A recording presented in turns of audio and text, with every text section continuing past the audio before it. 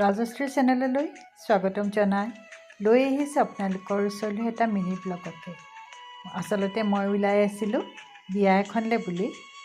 বিয়াত কোনো ভিডিঅ' বনাম বুলি ভবাও নাছিলোঁ, গতিকে ওলোৱাৰ সময়তে সৰুকৈ অকণমানি এটা ক্লিপ ৰাখি থৈছিলোঁ আৰু এনেকৈ মই সাজুও হৈছোঁ।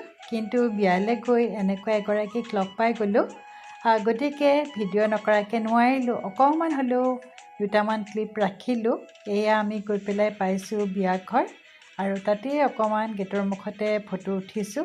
আৰু তাতে গৈ লগ পাই গ'লোঁ অসমীয়া ধাৰাবাহিকৰ এগৰাকী অভিনেত্ৰী ধৰিত্ৰী কলিতা অৰ্থাৎ জুমিক লগ পাই গ'লোঁ। আৰু এয়া তেওঁৰ লগতে কটোৱা কিছু মুহূৰ্ত। ভাবিলোঁ ভিডিঅ' যেতিয়া অকণমান সময় কৰিছোঁ, ফটো উঠিছোঁ, তাকেই আজিলৈ আপোনালোকৰ ওচৰত আহোঁ। আৰু এয়া ৰাগ অনুৰাগ হয়তো চাগে আপোনালোকেও চাইছে, তেওঁ তাতে অভিনয় কৰি আছে। কস্তুৰীহঁতৰ মাক হৈছে। আৰু এয়া তেওঁ কেইদিনমান আগতে এটা ভিডিঅ' ভাইৰেল হৈছে, গতিকে আপোনালোকে যদি চোৱা নাই তেওঁৰ ভিডিঅ' বা তেওঁৰ চিৰিয়েলখনো চাব। আৰু এয়া তেওঁৰ লগতে থকা কিছু মুহূৰ্ত আজি মই আপোনালোকৰ ওচৰলৈ লৈ আহিলোঁ বিয়াখনতে লগ পোৱা সময়খিনি।